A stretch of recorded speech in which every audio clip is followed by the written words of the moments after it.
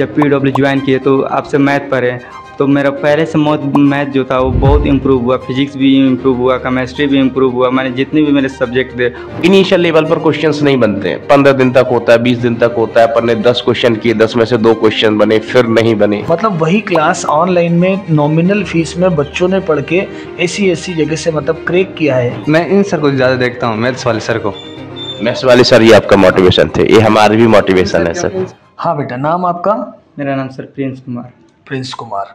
तो आपने तैयारी ऑनलाइन पूरी करी, किस बेस से की है? प्रयास जय हिंदी बेस से सर। आपके सिलेक्शन में आपने बहुत सारी बाधाएं देखी होगी, परेशानियां आई होगी, है ना? आपने बैकलॉग होने दिया? नहीं सर, मैंने कंटिन्यू रखा, और जो बैकलॉग होता था, जो संडे को छुट्टी मिलता था, उसमें मैं पूरा कर लेता था। हाँ, 3-4 लेक्चर दे के कंप्लीट कर लेता, मैंने बैकलॉग होने नहीं दिया। अच्छा, सब्जेक्ट्स में पढ़ने में आपको सभी सब्जेक्ट्स पढ़ने में मज़ा आया?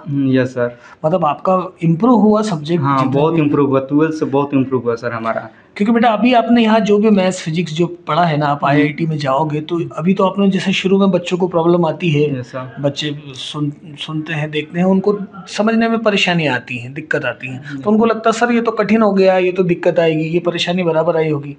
लेकिन जब आपने उस परेशानी को फेस किया तो आपका सब्जेक्ट इम्प्रूव हो जाता है। इस बारे में आपका क्या कहना है?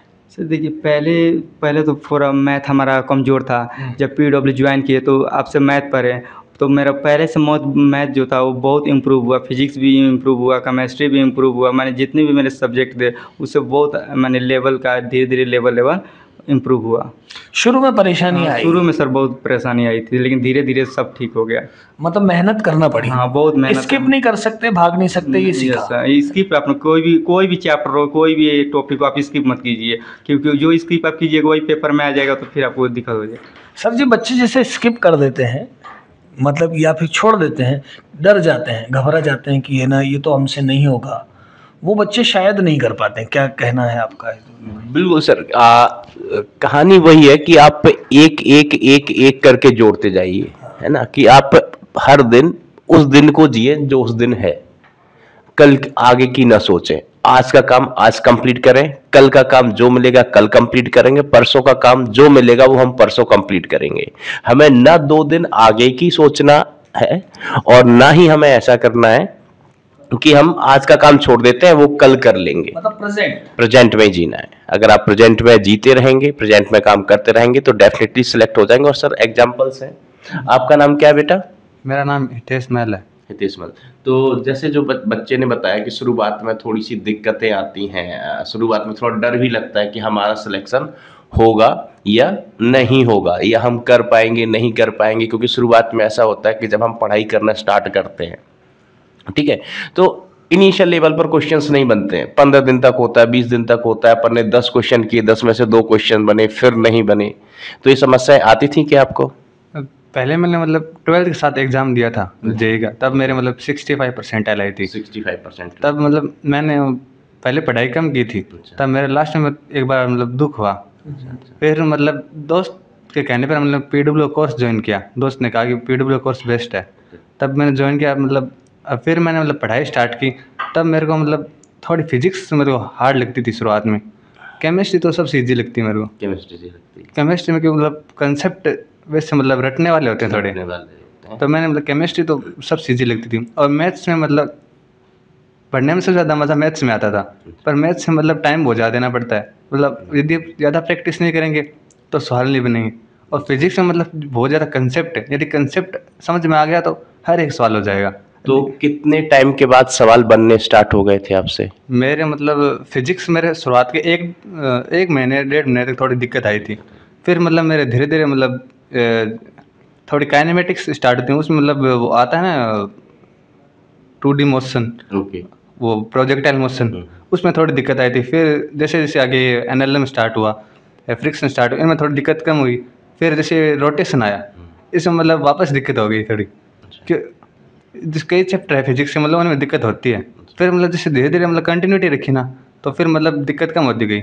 अब और मैंने जैसे कई चैप्टर मेरे को कम आ रहे थे, तो मैंने उन चैप्टर को थोड़ा छोड़ दिया, और 2 चैप्टर मेरे स्ट्रॉन्ग थे उनको और स्ट्रॉन्ग किया। बिल्कुल सही बात करें। जेई के लिए बेटा यही मतलब सर यही जरूरी होता है कि जेई का जो कट ऑफ होता है वो बहुत ज्यादा नहीं जाता है, तो आपका जिस पर कमांड अच्छा है वो अच्छा कीजिए। हाँ मतलब कुछ आपको टफ लग सकता है, जैसे कोई चैप्टर इजी लग सकता है, लेकिन फिर भी मैं ये बोलूँगा कि जैसे कोई चैप्टर आपको टफ लगा तो ये भी हो जाता ना कभी कभी कि उससे क्वेश्चन इजी आ गया। तो बहुत सारे चैप्टर तुमने छोड़ दिए थे, कुछ छोड़े भी थे चैप्टर, या सारे चैप्टर कवर किए थे? सर कुछ चैप्टर छोड़े भी थे और कुछ किए थे। कुछ किए थे मतलब कुछ स्किप भी किए थे, लेकिन फिर भी अपने उसको एवरेज मतलब क्लास तो पूरी ज्वाइन की थी? क्लास पूरी लाइव क्लास सारी अटेंड की यस थी, सर। है ना? और कौन से टॉपिक्स अच्छे लगते थे आप बता रहे थे? मैट्रिक्स भी, इंटीग्रेशन भी और डिफिनेशन, ये तीनों में मुझे मैंने 12th भी बढ़िया से पढ़ा था, और जो बच गया था वो आप पूरा सिखा दिए वो। मतलब आपका इस प्लेटफॉर्म से इम्प्रूवमेंट अच्छा खासा हुआ। और सर मैं ये बता रहा हूँ कि जो इस प्लेटफॉर्म से बच्चे जिनके पास फैसिलिटीज़ अवेलेबल नहीं है, जो गांव देहात में है, जो ऑफलाइन नहीं कर सकते हैं, मतलब वही क्लास ऑनलाइन में नॉमिनल फीस में बच्चों ने पढ़ के ऐसी जगह से मतलब क्रैक किया है। और ये एक बड़ी उपलब्धि है, मैं समझता हूँ इस प्लेटफॉर्म की सबसे बड़ी उपलब्धि यही है। क्या आप बताइए बेटा कि जीवन में मतलब जो पढ़ाई वाला जीवन था अपना, इस जीवन में इस 1 साल में आपको कभी ऐसा पॉइंट आया, ऐसा लगा कि नहीं अब हमसे नहीं हो पाएगा? छोड़ दें। जैसे मतलब मैंने शुरुआत में बैच ज्वाइन किया था तब सिलेबस थोड़ा कम था, तब मतलब मेरा स्कोर अच्छा आता था, मतलब 200 के आसपास रहता था। फिर जैसे मतलब दिवाली के आसपास आए तब मतलब सिलेबस बढ़ गया, तो फिर स्कोर में मतलब थोड़ा डाउन 150 के पास आ गया, 150 के आसपास। अब फिर मतलब जिस हिसाब से सिलेबस बढ़ता गया ना, उस हिसाब से स्कोर सिलेबस बढ़ रहा है तो थोड़ा स्कोर कम आ रहा है। पर जैसे जेईई मेंस का अटेम्प्ट, तो आपको ऐसा लगता है कि अगर हम रिवीजन साथ साथ करते चलते तो और बेटर कर पाते? हाँ, जैसे रिवीजन सबसे इम्पोर्टेंट है। यदि रिवीजन नहीं करेंगे तो मतलब रिवीजन नहीं करेंगे तो पिच वाला भूलते चले जाएंगे। और जेईई में तो मतलब रिवीजन कंटिन्यूटी रखनी पड़ेगी। आपको कोई क्लास का मोमेंट, किसी भी क्लास का जो आपको ऐसा फनी लगा हो कि आपको मतलब ये हमें लाइफ टाइम तक याद रहेगा? और सर मतलब मैं क्लास में मजाक वाली चीज़ें स्किप करता था, मतलब ओनली फॉर मैं मतलब मैं ओनली फॉर क्लास लेता था, जो मजाक वाली चीज़ें आती थी वो स्किप कर देता था। क्यों मतलब घर वाले मेरे को नहीं, मतलब मजाक की नहीं, जैसे कोई मोटिवेशन की भी चीज होती है, वो दिल में लगती है कि नहीं अब हमें ऐसा करना है। जैसे मतलब वैसे मेरा तो खास मोटिवेशन, मैं इन सर को ज़्यादा देखता हूँ, मैथ्स वाले सर को। मैथ्स वाले सर ये आपका मोटिवेशन थे? ये हमारी भी मोटिवेशन है सर। इन सर के वीडियो मैंने मतलब बैच ज्वाइन किया था उससे पहले भी देख रखे थे। इन सर के वीडियो मेरे को बहुत अच्छे लगते हैं। मतलब इन सर के मैंने पहले भी लेक्चर लिए थे। ये सर जिस आज पढ़ाते हैं ना, उस आज पढ़ने लहजा मेरे को ठीक लगता है, बहुत अच्छा लगता है। क्योंकि मतलब ये हर चीज़ को धीरे धीरे समझा के पढ़ाते हैं, धीरे धीरे समझा के पढ़ाते हैं, मतलब फ्रीक्वेंसी मैच हो जाती है आपकी, यही इंपॉर्टेंट चीज होती है। वेरी गुड बेटा, वेरी गुड। आप क्या कहना चाहेंगे सर? सर फिर भी बच्चे क्या होता है, कभी कभी बच्चों को स्पीड ज़्यादा भी लग सकती है, मैं ये मानता हूँ बीच बीच में होता है।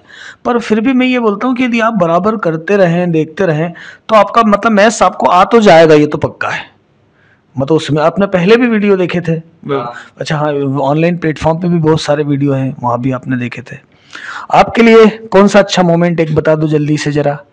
मोमेंट सर उतना तो याद हमको नहीं आ रहा है अभी। स्टडी के मामले में कैसा रहा तुमको? मतलब कौन से सब्जेक्ट में ज़्यादा दिलचस्पी रही? दिलचस्पी मैथ और फिजिक्स में सबसे हमको अच्छा लगता है, मैथ और फिजिक्स पढ़ने में। सर मैथ्स वाले बच्चों को थोड़ा सा हाँ, मैथ और फिजिक्स बहुत अच्छे लगते हैं। और जो आप सर मैथ पढ़ाते हैं वो इतना अच्छा से, मैंने कोई भी जो डाउट होता है इतना अच्छा से मैंने बता देते हैं कि वो दोबारा उसको आपको समझाने की ज़रूरत ही नहीं है।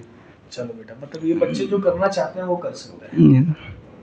ठीक, चलिए चलो तो थैंक यू सर इन दोनों बच्चों को। गुड लक बच्चों, है ना, good luck for future, good luck बच्चों, गुड लक।